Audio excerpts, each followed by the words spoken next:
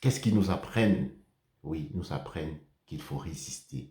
Il faut résister jusqu'au bout. Nous ne pouvons pas être dans des sociétés décadentes et nous acceptons tout ce qui se passe.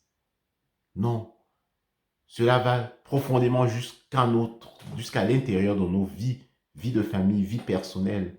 Oui, nous acceptons et finalement, on se dit, où va-t-on? Coucou, salut, je suis très content de vous savoir connecté à nouveau sur votre chaîne pour le salut du monde.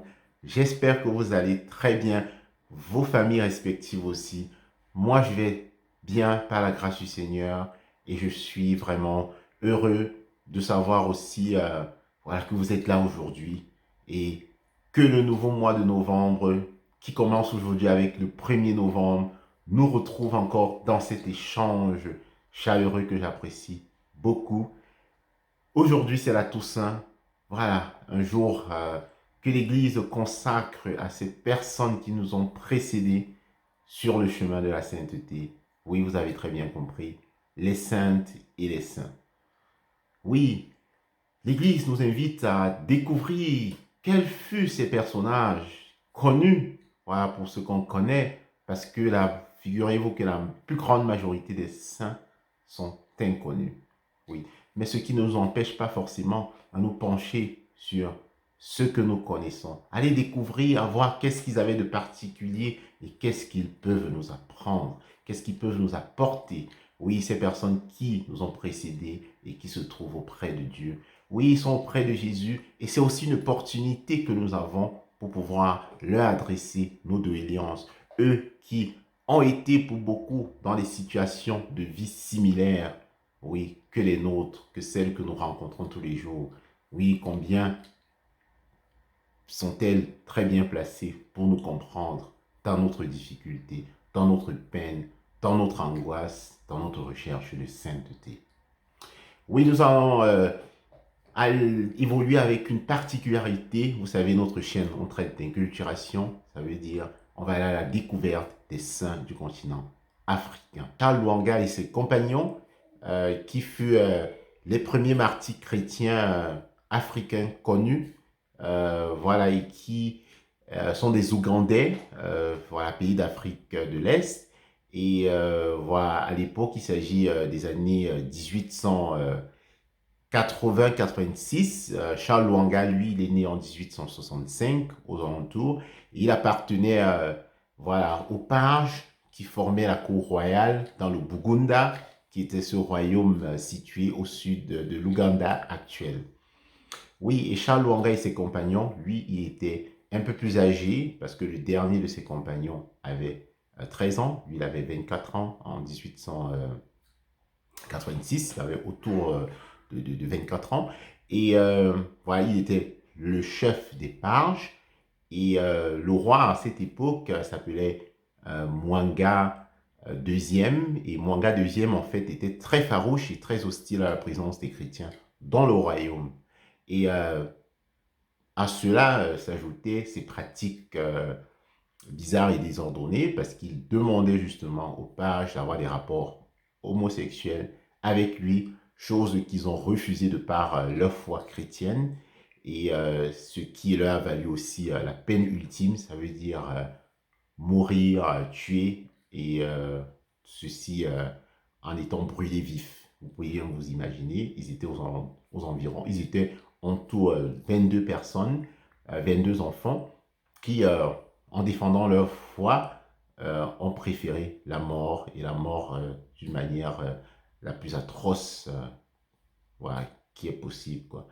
Et c'est important de préciser, pour vous situer dans le temps, les premiers chrétiens sont arrivés en Ouganda aux alentours de 1877. Ce fut des chrétiens anglicans. 2 ans plus tard, les chrétiens catholiques sont arrivés.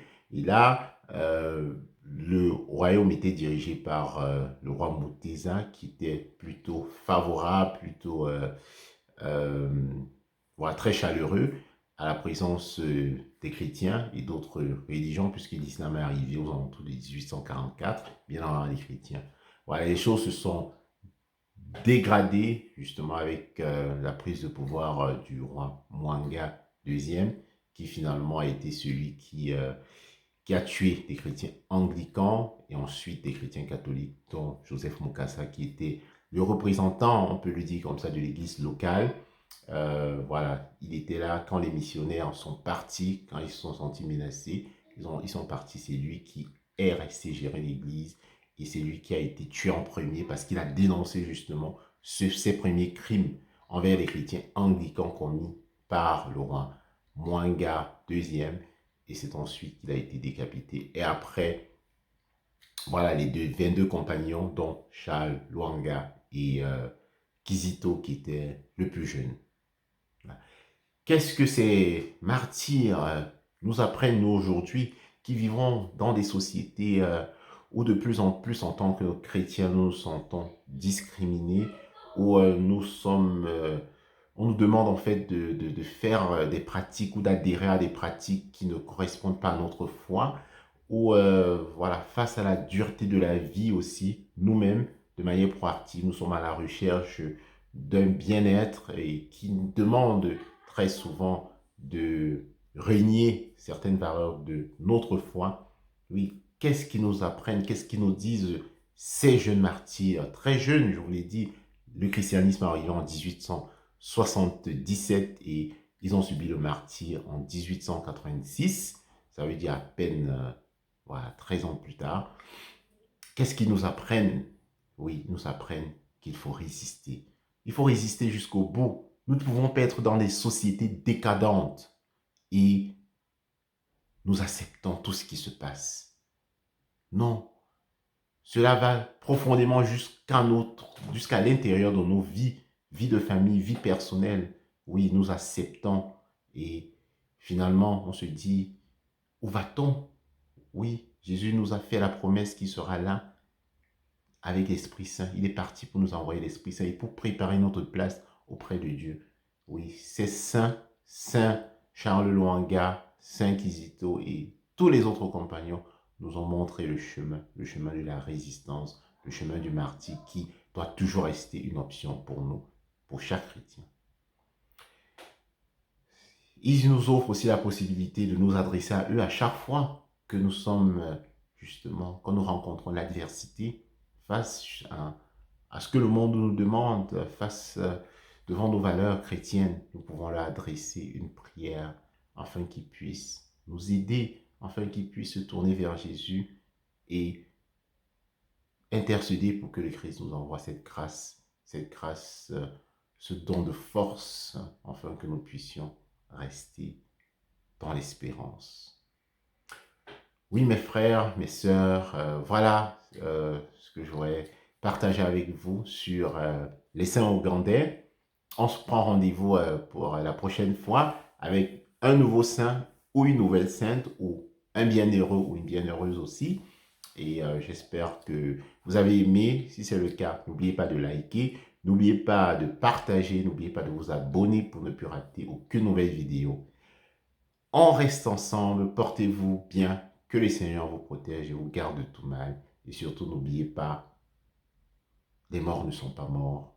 Oui, tous ces saints, ces proches euh, que nous avons connus, que nos parents ont connus, oui, c'est possible qu'ils soient auprès de Dieu. Et par moments, quand on a ce sentiment, c'est important de nous adresser à eux et leur demander de nous rapprocher de Jésus, de nous montrer le chemin le plus direct et le plus facile qui mène vers le Christ, notre Maître.